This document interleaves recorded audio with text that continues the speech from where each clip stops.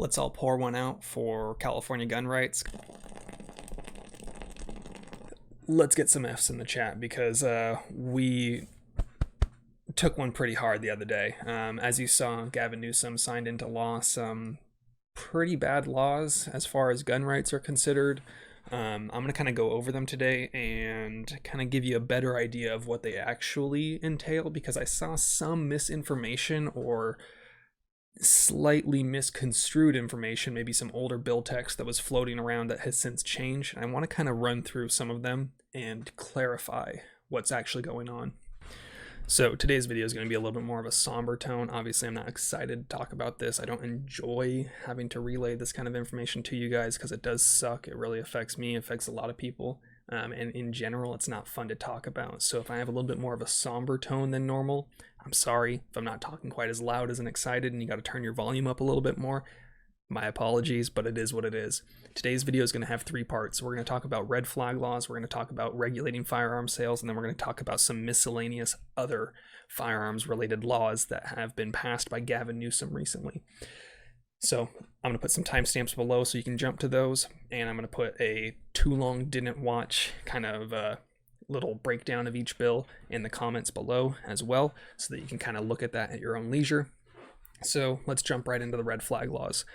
Red flag laws as a whole in California have always been pretty terrible since they were initially passed, but they got a little bit worse.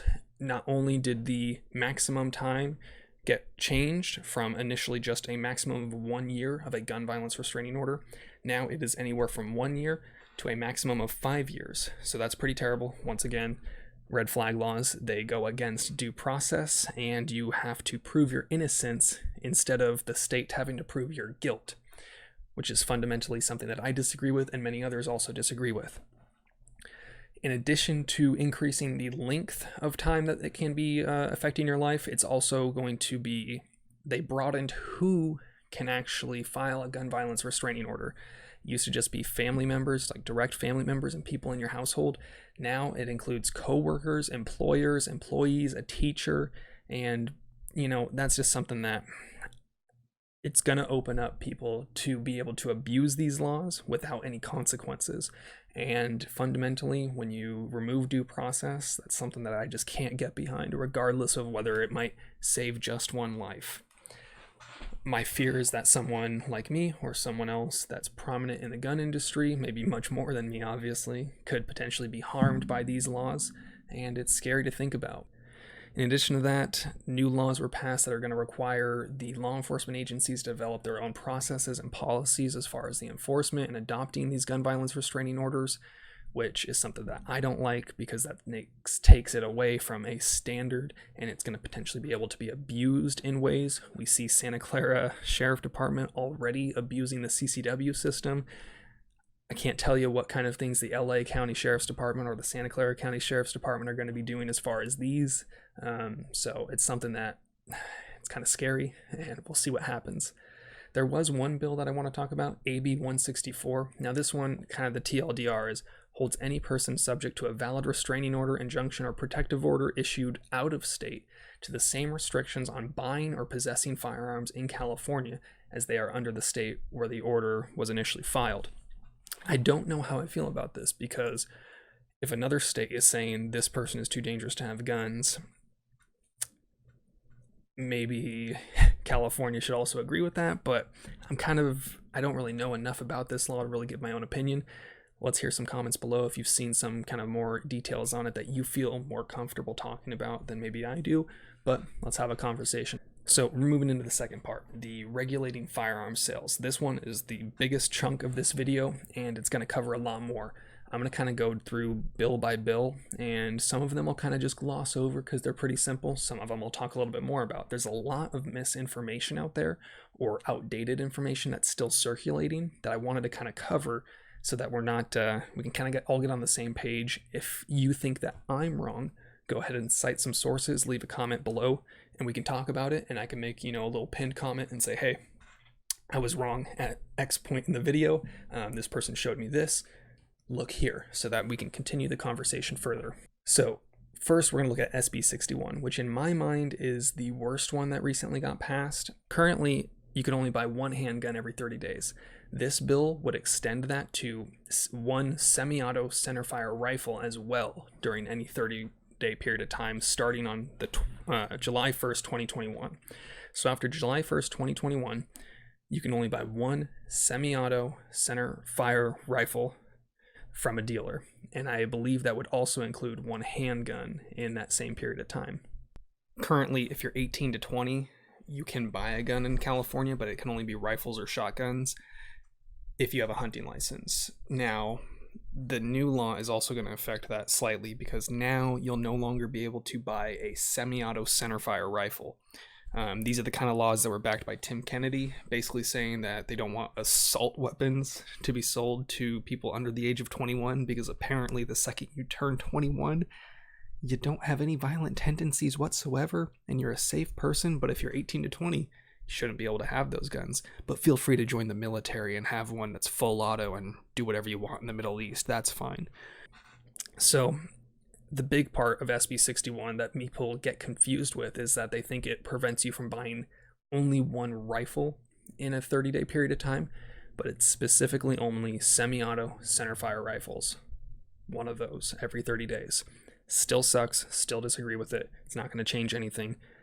There's really no point in limiting how many guns someone can buy, because if I have a gun, I don't need to go buy another gun in order to do X, Y, or Z crime. It's just not how it works. And people that are committed to doing crimes will just get their guns illegally, or they will wait the time that is needed in order to buy these guns to begin with. Moving on to SB 376. Prevents individuals from selling large numbers of firearms without a license by capping the annual sales at 5 transactions or 50 firearms. So let's say you buy a bunch of guns and you decide, I don't really want these guns, or maybe you've just been collecting guns over the years and you decide, hey, I want to sell a bunch of my guns off. You can only make 5 selling transactions. Now that can be, and only up to 50 guns a year. So you can sell one person 45 guns, and that's fine. You can sell the other people a total of 5 guns between the next. So you sell one person 45 or 46 guns.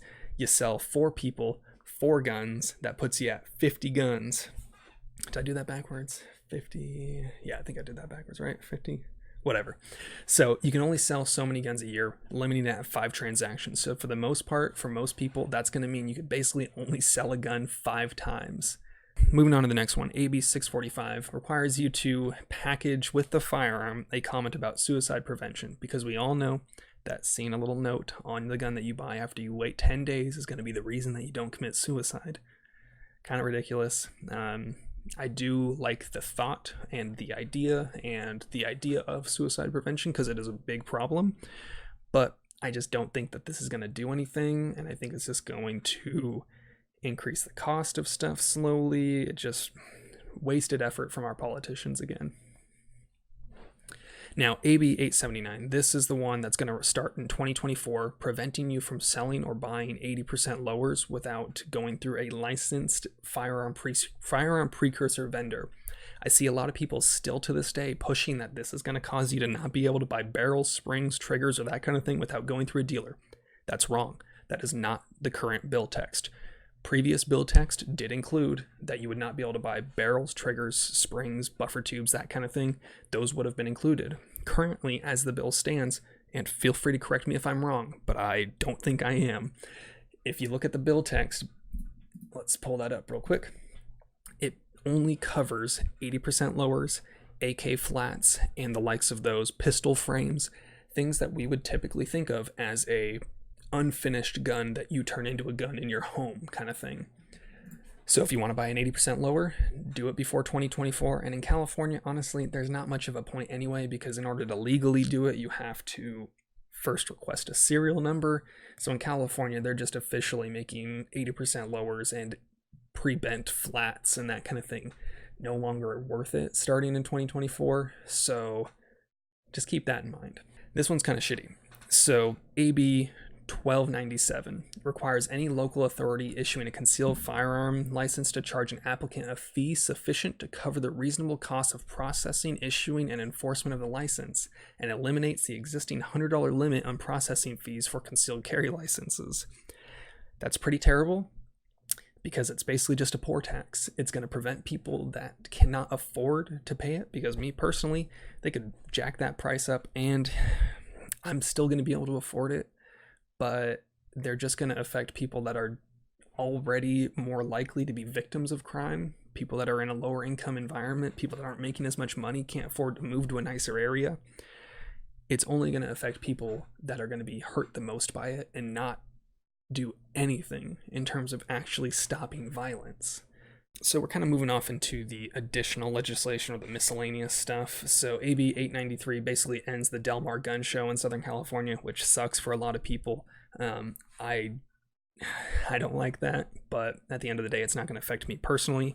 But I think that this is a huge deal still, even though I'm not going to be affected by it, other people will be, because when we restrict the ability to freely disseminate our views, our opinions, ability to sell guns, ability to buy guns, ability to buy and sell ammunition, it affects our ability to grow as a shooting populace, and it restricts our rights, which I fundamentally, once again, disagree with. So there's some laws that were passed. AB 521 requires with the adoption of a resolution by the University of California, the UC Firearms Violence Research Center at the University of California, Davis, to develop multifaceted education and training programs for medical and mental health providers for the prevention of firearm-related injury and death. I kind of like this in theory, but I have a feeling, like everything in California, if it's put towards money for gun violence, they're going to end up finding a way to skew the results, skew their opinions, and find ways to make it look like guns bad, gun owners bad. So I'm kind of worried about this.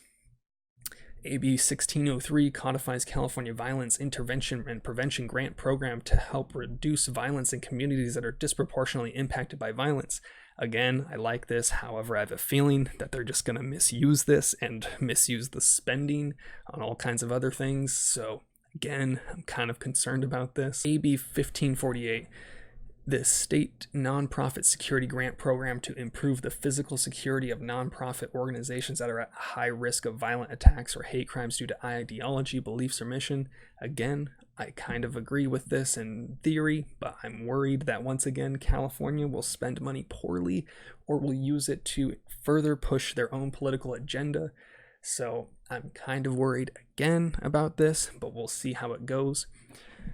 At this point, I'm pretty much done talking about this, but about the specific laws, but I want to talk about how we can continue furthering our rights. I want everyone to maybe think about signing up for Firearms Policy Coalition, California Rifle and Pistol Association. If you're already a member of the NRA, that's fine, but go ahead and just, send some emails off, let them know what your opinions are, because we need these big organizations to back us and file lawsuits against these laws. Because if we don't keep fighting, it's only going to get worse. And that's something that I talk about a lot. At the end of my videos, I pretty much always say, maybe think about taking someone to the range, talking about guns in a respectful and responsible manner. And I think that's more important now than ever. I'm going to go ahead and sign this video off. It was kind of an unpleasant one to make. I don't like talking about this stuff. It's not fun to talk about. I'm not kind of like those other YouTubers that, love to clickbait and use these shitty laws to get more ad revenue. It's unfortunate that I have to make this video, but it is what it is currently, and we got to keep fighting it. So I hope that you can all maybe take this time to think about how you can help support gun rights in California, or maybe whatever state that you're living in, that if you don't live in California, when it starts here, it's a test run for a national level. We see this with assault weapon bans and all kinds of other things. Red flag laws are going to be coming to other states if we don't stop it here first. So take it easy.